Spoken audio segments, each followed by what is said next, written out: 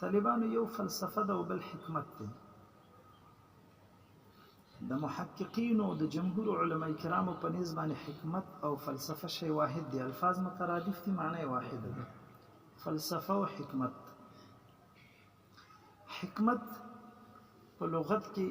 چاته ویل شي؟ علم حکمت. دا د حکمت لفظ چې راځي نو حکمت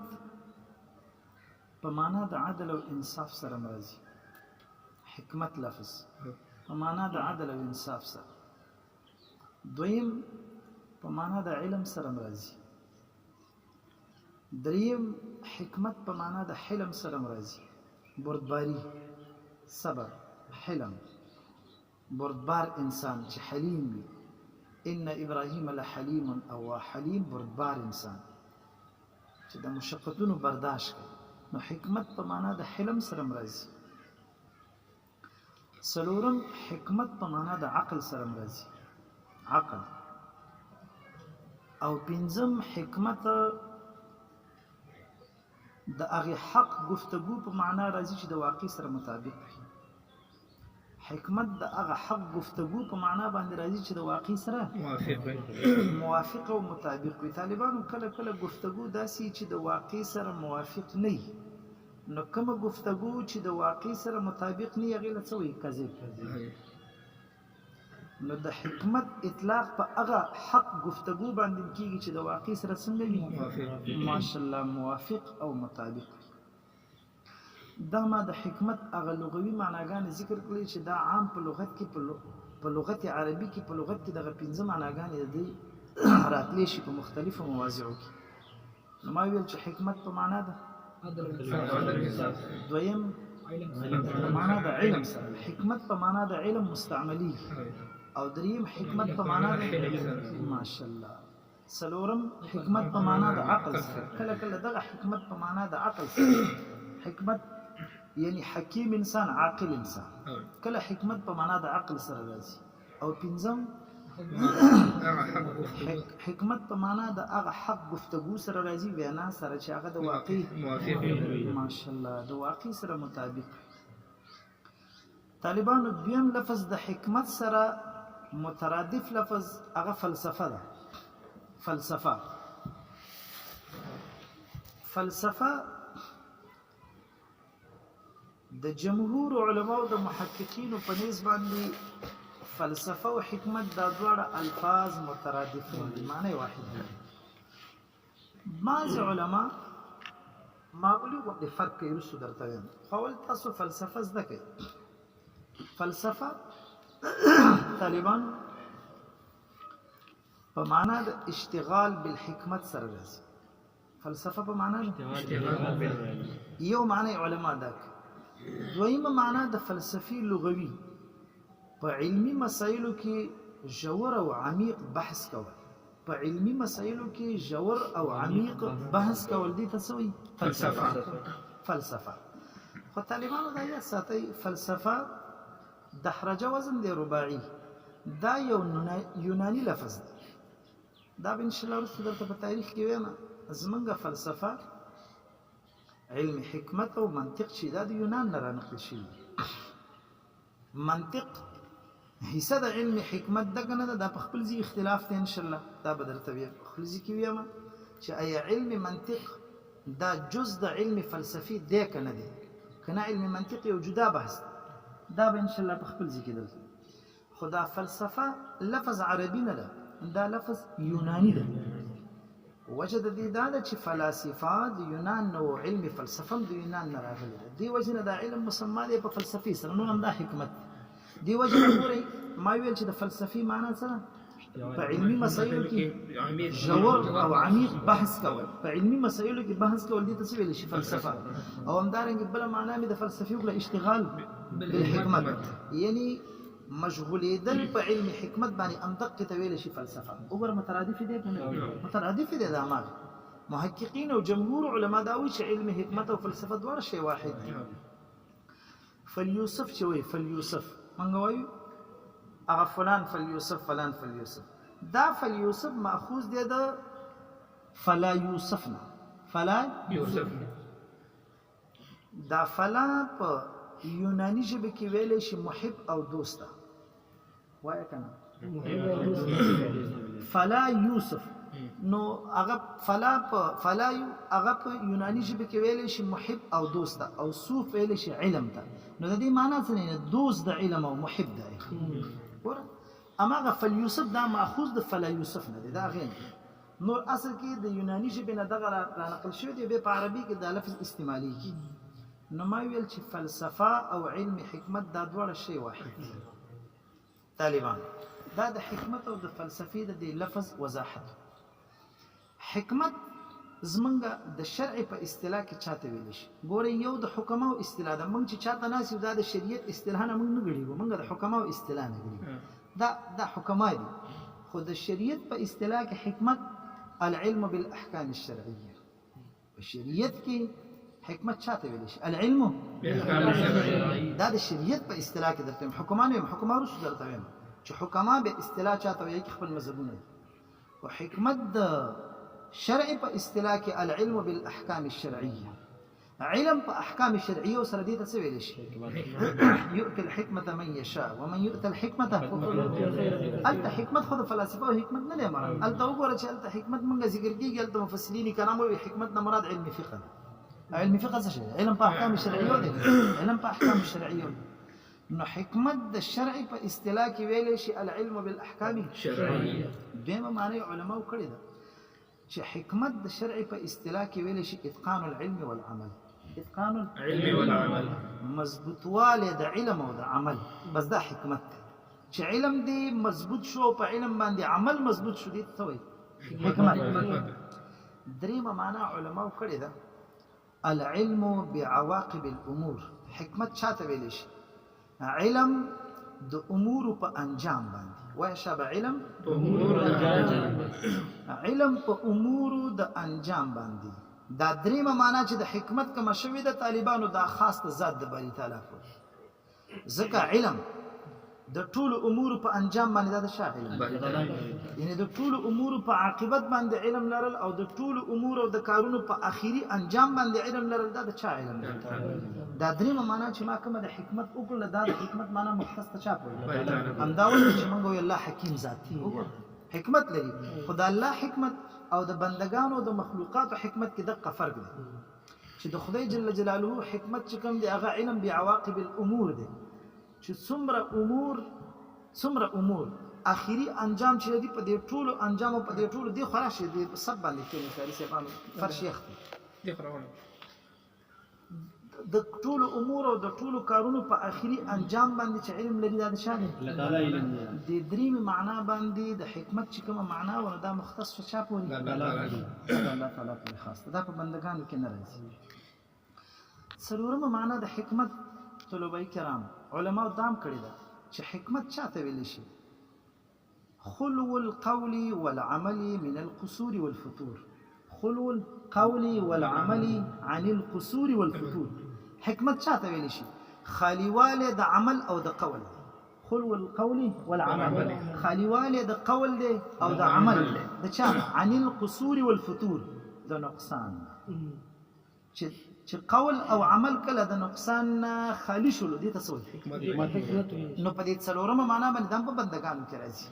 چې حکمت دا دی یعنی حکیم انسان وي نو د حکیم انسان قول او عمل دا د قصور نه سوي خالی وي دا مطلب نو څلورمه معنا علماء دام کړی د حکمت چې خلو القول والعمل عن القصور والفتور خالیواله د وینا دی او خالیواله د عمل دی چې عمل به خالی وي وینا به خالی وي د چانه عن القصور والفتور طالبانو د حکمت څلور معناګان مې وکړه خدا د چا په اصطلاح کې شرع په اصطلاح د شرع په اصطلاح کې زمونږ چې طالبانو کوم زیری بحث فن دی هغه دا نه دی دا خو د شرع معناګان مې وکړه دا دلته چې مونږ کوو دا د حکمت چې کومې معناګان حکما وکړي دي اقا حکمت نه مونږ بحث کوو د شرع په اصطلاح کې څو معناګان شي اوله معنا ما ویل حکمت په معنا د العلم بالاحکام الشرعيه بس دیم اتقان العلم والعمل يعني حکمت چاته ویل شي مضبوطواله د علم او د عمل دا حکمت دی دریم العلم بعواقب الامور يعني علم د امور په انجام باندې د ټولو امور او د کارونو په اخیری انجام باندې علم لرماویل دا دریمه معنا د حکمت مختص ته چا الله پوهه تعالی کریم داد کاری سے بواز درځي خا او څلورم نمبر خلو القول والعمل عن القصور خالیواله د قول دی د عمل دی عن القصور والفتور د نقصان چې د نقصان نه قول او عمل خالی شدید اویل شي حکمت طالبانو دریم نمبر کې علم حکمت دا د حکمت لفظ په اصطلاح د حکماو په اصطلاح د چا کې حکماو کې طالبانو رسو مذاهب ان شاء الله د حکماو وایو په تعریف د علم حکمت کې او په اصطلاح د حکماو کې د حکمت په باره کې دو مذهب دي مشهور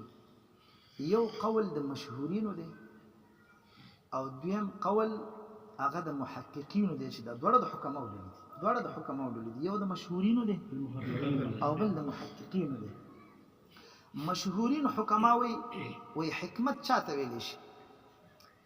أغوي العلم بأحوال الموجودات الخارجية على ما هي عليه في نفس الأمر بقدر الطاقة البشرية من أوساط الناس شاته ویلشي العلم بأحوال الموجودات الخارجية طالبان علم حکمت نه دی اسانه په ساده لفظ کې درته وایم د کائناتونو بحث کوي موجوداتونو بحث کوي اسمانونو او ځمکې او سیاري او بیا پدې کې چې کوم کلیات راځي وغیرہ ځکه هم دا وجه د چې اختلاف دی چې آیا د منطق د دې حصہ ده کنه دا هم درته وایم دغه نه دا بحث کوي العلم باحوال الموجودات الخارجيه علم حکمت دا هغه فن دی چې دې کې بحث کیږي د حالاتو د موجوداتو خارجيه نه هغه کائنات او هغه موجودات چې هغه موجود په خارج دي هغه موجوده في الخارج هي ولكن العلم باحوال الموجودات الخارجيه على ما هي عليه هغه طریقه چې په کومه طریقه په خارج کې موجود دي على ما هي عليه چې په کومه طریقه باندې دا موجود ده في نفس الامر بقدر الطاقه البشريه د انسان د وسع مطابق هر انسان را لګیدلې دی ګورئ نه قدیمه فلسفه تاسو وګورئ او هم د خلانه بحث کړی دی نوې فلسفه تاسو وګورئ دیم بحث کړی دی دواړه یو د جلا دي سره ډیر فرق لري سره قدیم فلسفه ډیر اشیاء نه انکار کول او جدید فلسفه دا غوښنه انکار نه کړي دا غوښ اقرار کړي دي چې او بالکل شریعت چې څه ویلي چې په خلا کې فلان دی جدید فلسفه دا غوښ اقرار کړي نو خدا ارچا د خپل وسه مطابق تلاش کړي دا څنګه نه چې د دوی په دې قانون باندې او په دې حکمت باندې یو آسماني قانون راغلی نه د خپل عقل موافق ارچا خپل تتبع او تلاش کړي چې قدیم فلسفه کوم هغه خپل تلاش کړي د لاندې پسمکه باندې کړي دا په معدنیاتو باندې کړي دا به په خلا باندې کړي دا به په فضا باندې کړي دا هغه خپل تلاش کړي دی غوسیم کوي نو بقدر الطاقه البشريه من اوساط الناس دا چا چې د خپل وسه مطابق سعی او کوشش کړي دا به څوک دا به اعلی د انسانانو نه وي نه دا به ادنا د انسانانو نه من اوساط الناس دا به د انسانانو اوسطه مقدغوي دا یو جماعت وي اوسط جماعت دا نه چې اعلی د انسانانو چې هغه څوک دي انبیاء کرام دا نه چې ادنا د انسانانو چې هغه کوړ مغز دي دا هم نه بلکې من اوسط الناس د انسانانو متوسط مرتبه خلق ام دوی به دغه بحث کړي وي د خپل وسع مطابق او د خپل عقل موافق او د خپل فکر او سوچ موافق دا تعریف د چا مشهورین دا په حکماو کې د مشهورینو مذهب دی دوی چې علم حکمت چاته ویل شي العلم باحوال الموجودات الخارجيه دا هغه د چې کې بحث کیږي د حالات د موجودات خارجيه یعنی دا هغه اشیاء چې هغه موجود په خارج دي دا هغه اشیاء على ما هي عليه في نفس الامر هغه طریقه باندې چې په کومه طریقه په نفس الامر کې موجود دي دا شی په دغه طریقې ته بحث کیږي بیا ورپسې بقدر الطاقه البشريه من اوساط الناس دا مشهورین علما دي محققین علما صرف یو لفظ او په یو قید سره فرق لري د مشهورین سره هغه وایي چې علم حکمت دی ته وایي العلم باحوال الموجودات النفس الامريه العلم باحوال الموجودات النفس الامريه بس علم حکمت دی ته ویل شي په دې کې بحث کېدل شي د حالات او د موجوداتو نه خدا موجودات بس وي په نفس الامر ماشاءالله نفس الامر کې وي سواء كانت ذهنيه او خارجيه. شرح تعذيب کوم ویلو کنه نفس الامر هغه شی دی چې هغه قطع نظر د چانه وي د خارج او د ذهن د خارج او د هغه کې لحاظ نه د خارج وي او نه د چا وي د ذهن.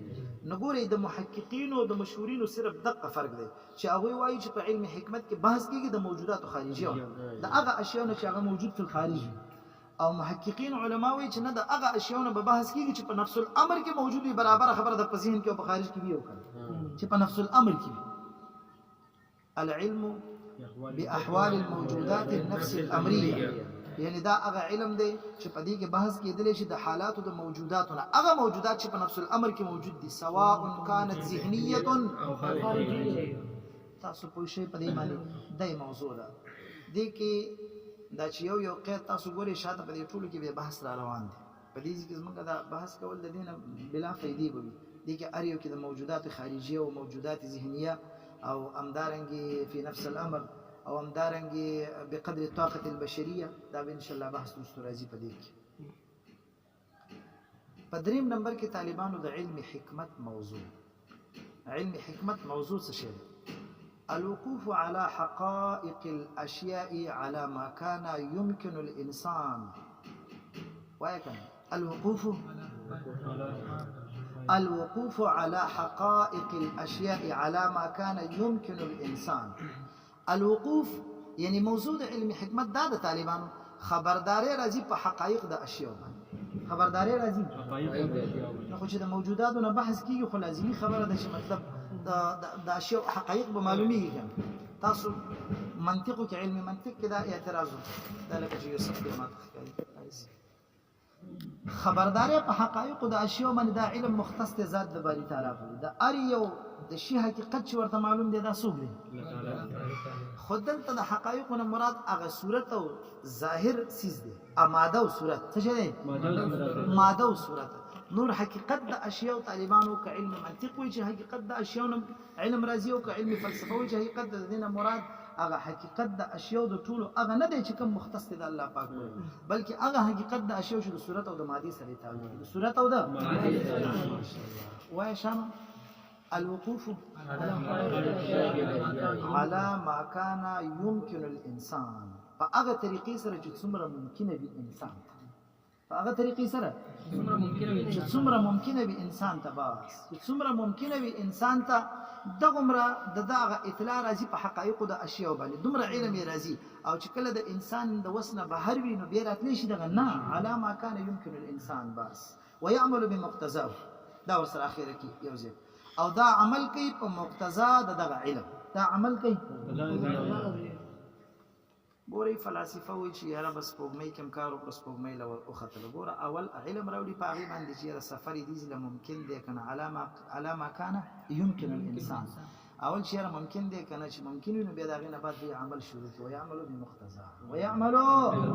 او اوس وایي چې سپوږمۍ خو هم کراس کړې ده، اوس مریخ کې خبرې شروع. چا کې خبرې شروع؟ تاسو خبیثان نه پوهېږئ. او اوس په دې کې شروع کړي چې مطلب دا مخکې زموږ کوم د عطاره ده مریخ او دا لوی سیارې دي، اوس هغې له دوی سفرې چلن دي. نو على ما كان يمكن الانسان چې څومره ممکنه وي چاته؟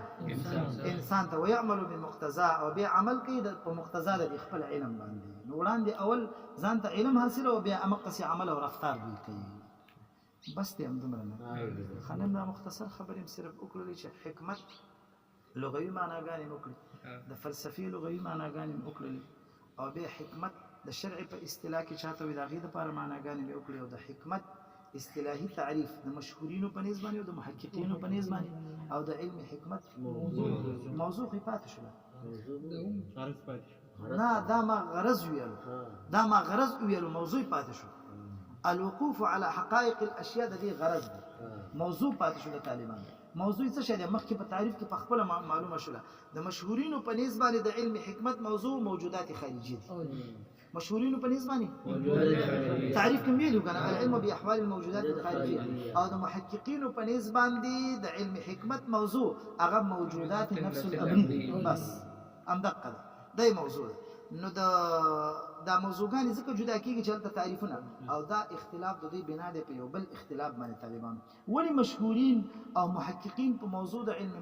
علم حکمت کې دا اختلاف لري دا وجه دا ده چې د مشهورینو په نسبت باندې چې کوم د حکماو راجح مذهب بیانوي مشهورین دا جمهور دي د علم حکمت ارزي کې مشهورینو ته ترجیح ورکولی شي دا په دې اعتبار باندې